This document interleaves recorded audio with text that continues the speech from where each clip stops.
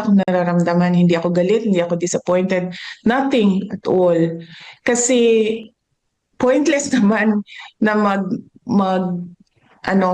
mag-harbor ako ng feelings about what happened. Hindi na siya maibabalik. Hindi na mababalik si Pangulong Duterte sa Pilipinas. So what we should do as a country is move on from what happened. No? What will we do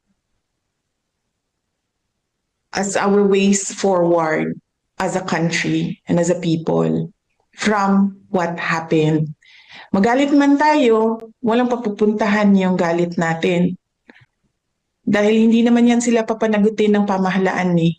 Nakikita niyo yung mga sagot nila, wala na sa ayos, wala na sa rason, wala na sa common sense, wala na sa batas.